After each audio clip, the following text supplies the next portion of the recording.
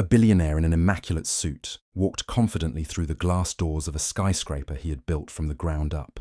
The lobby sparkled with marble floors, towering plants, and the constant hum of success. Yet in that moment none of it mattered, because to the receptionist and security guards standing in his way, he wasn't the visionary who created it all. He was just another black man who didn't belong. Their eyes narrowed, their tone sharp, their message clear: leave. What followed wasn't just an insult. It was a wake-up call about how deep racism runs, even in the empire you own. Before we continue this story, go ahead and subscribe to our channel and like this video, so we can bring you even more amazing stories like this one. 2. He wasn't just rich, he was self-made. Born in a struggling neighborhood where opportunity was a rare visitor, Michael Carter learned early on that the world wasn't built to make room for people like him. While classmates dreamed of quick fame or fast money, Michael dreamed of ownership. He worked nights, studied during the day, and poured every ounce of himself into a vision. A company that would not just compete with giants, but become one. Years later, that dream materialized into Carter Technologies, a firm that redefined software solutions. Investors laughed at him in the beginning, dismissing him as a nobody with big ideas. But those ideas turned into contracts, those contracts into millions, and eventually, billions. Yet Michael never lost his humility. While others in his position spent fortunes on extravagance, he quietly donated to schools, funded scholarships, and invested in communities that reminded him of where he came from.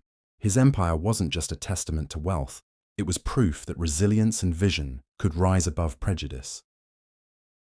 But prejudice has a way of showing its face when you least expect it.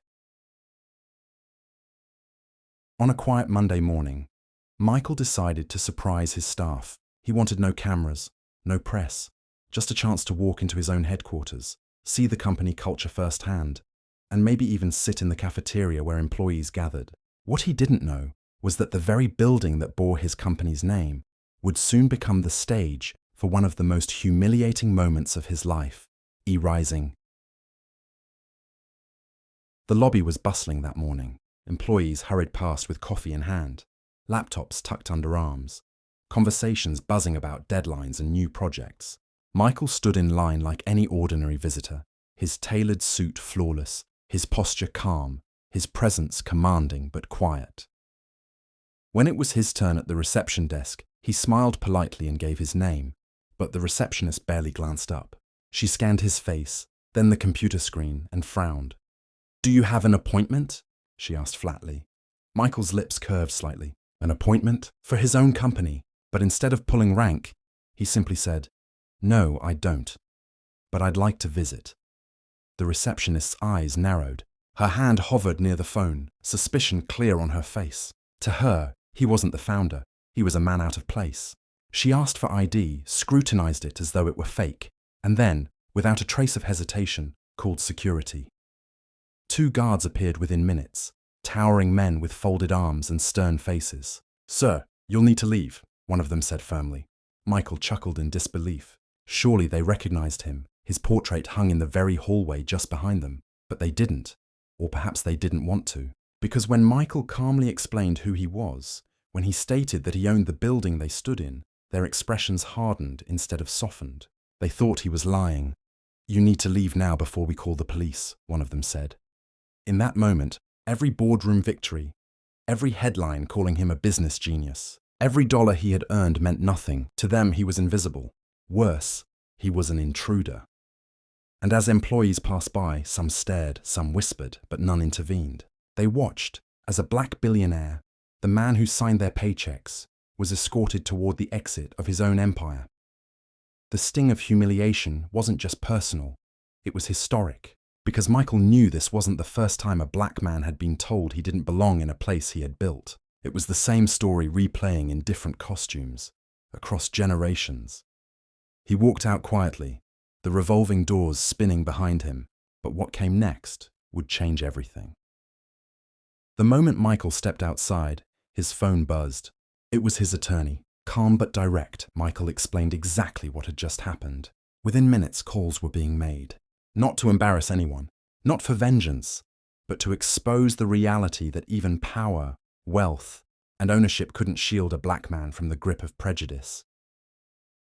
By the time he reached his car, the news had already begun spreading. A whistleblower from inside the company had sent an email describing the incident, and soon reporters were calling. The story exploded.